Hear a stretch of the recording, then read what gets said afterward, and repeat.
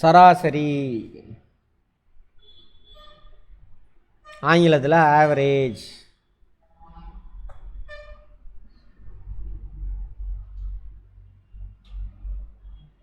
College பசங்க வரானுங்க, mathematics MSc, அவன்கிட்ட சராசரின்னா என்னடான்னு கேட்டாக்கா, சார் 4 நம்பர் இருக்கும் சார், 4ஐயும் கூட்டி 4ஆல் டிவைட் பண்ணோம்னாக்கா அதுதான் சார் சராசரி. சரி, அது எங்கடா உனக்கு தேவைப்படும் லைஃப்பில்? இப்படியே உட்காந்துருக்கான், பிதாமகன் மாதிரி உட்காந்துருக்குறான். பிதாமகன் தானே விக்ரம் இப்படியே இருப்பானே, ஏதாவது கேட்டான், பசங்களும் சரி பொண்ணுங்களும் சரி. போனால் பண்ணல இன்டர்வியூ அதில். சரியா? பார்ப்போம். சராசரி தமிழில் சராசரி, மேத்தமேட்டிக்ஸ் ஆவரேஜுமா, ஸ்டாட்டிஸ்டிக்ஸ் காரணம் கேட்டிங்கன்னா மீனுமா. இங்கிலீஷ் மீன், அந்த மீன் இல்லை. ஆமாம், சரி. ஃபார்முலா ஓகே, அது கரெக்டு. ஆனால் கான்செப்ட் புரிஞ்சிக்கணும். ஓகேவா? கான்செப்ட் என்னென்னு புரிஞ்சுக்கங்க. ஃபார்முலா வச்சு தான் சால்வ் பண்ணணும். கான்செப்ட் புரிஞ்சுன்னா ஃபார்முலா எல்லாமே சால்வ் பண்ணலாம். இதுவும் அதே தான். என்ன பண்ணிக்கின்றன்?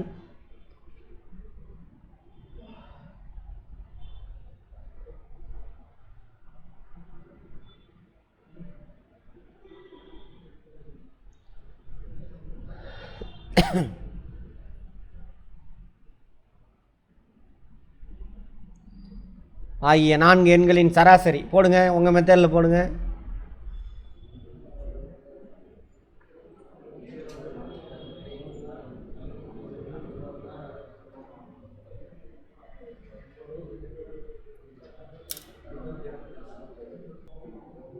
இந்த 60 சேர்த்திக்கங்க.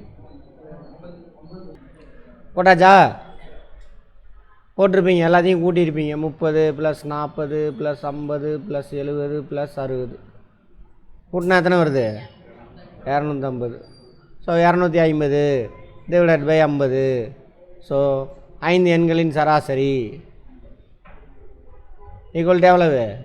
50 அப்படின்னு கண்டுபிடிச்சிருக்கோம். அப்படின்னா என்ன அர்த்தம்?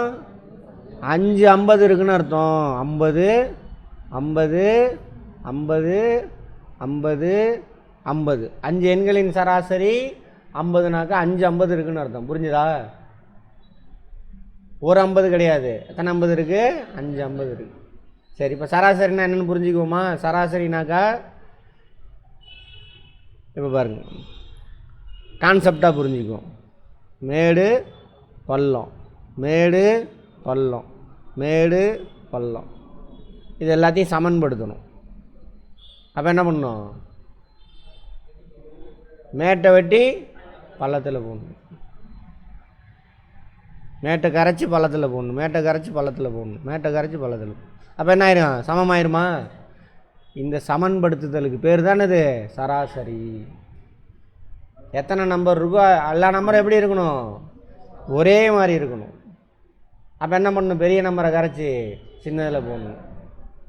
அதுக்கு ஒரு மறைமுகமான மெத்தேடு தான் இது. நம்ம இதை மட்டும் ஃபார்முலா மனப்பாடம் பண்ணி வச்சுட்டாங்க தான் பிரச்சனை. 5 எண் இருக்குது, இதோட சராசரி காண்க அப்படின்னோடனே 5ஐயும் கூட்டி 5ஆல் டிவைட் பண்ணால் 50 வரும். நம்ம வெறும் 50 மட்டும் பிடிச்சிக்குவோம். அப்படி கிடையாது. சரியா? எத்தனை 50 இருக்குது? 5 50 இருக்குது. அப்போ இங்கே என்ன பண்ணியிருக்கோம்? பெரிய நம்பரை கரைச்சி சின்ன நம்பர்கிட்ட கொடுத்துருக்கோன்னு அர்த்தம். புரியுதா? ஓரளவுக்கு மையமாக இது இருக்குது. பார்த்தோன்னே தெரியும். இந்த கான்செப்ட் புரிஞ்சுன்னா பார்த்தோன்னே தெரியும். இந்த 10 இதில் -10 இங்கே போட்டுடலாம், +10. இங்கே 20 -20. மேட்டை கரைக்கிறோம், பள்ளத்தில் போடுறோம். அப்போ எல்லாம் ஆயிடுச்சு. எல்லாமே என்னவாயிருச்சு? 50 50 50 50 50. இதுதான் சரியான கான்செப்ட். நல்லா புரிஞ்சுக்கணும். இது புரியாதனால தான் சராசரியில் வேறு மாதிரி கேட்டானாங்க நம்ம தருமாறிட்டு வரும். ஃபார்முலாலாம் தேவையில்லை. இப்போ இதுக்கு ஃபார்முலா தேவையா? கூட்டணும் ஏதாவது? சராசரின்னா என்னென்னு புரிஞ்சுக்கிட்டேன். அப்படி தான் நான் கிரியேட்டே பண்ணேன். இதுதான் சராசரி, இப்படி தான் நடக்க போகுது. ஸோ அப்போ 47 புள்ளி வந்துச்சா? அங்கே உங்களுக்கு கன்ஃபியூஷன் ஆகக்கூடாது. ஒன்று இன்னொரு நம்பர் ஆட் பண்ணனா 50 ஆயிடுச்சா? புரிஞ்சதுனால தான். இதான் சராசரி. சால்வ் பண்ணலாமா? இப்போ போவோம். இது ஃபார்முலா. அதாவது அடுத்த கேள்வி எழுதுங்க.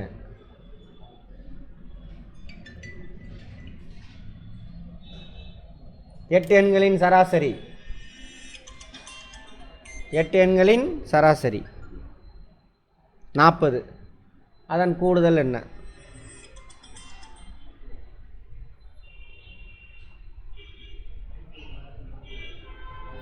எட்டு எண்களின் சராசரி 40. அதன் கூடுதல் என்ன?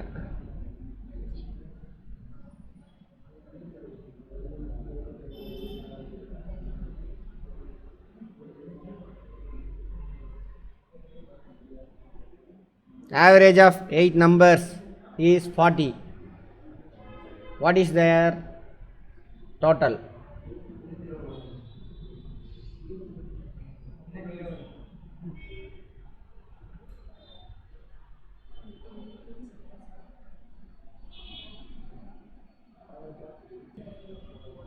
என்ன கவின், மேக்ஸ் முன்னாடி நல்லா வருமா உனக்கு?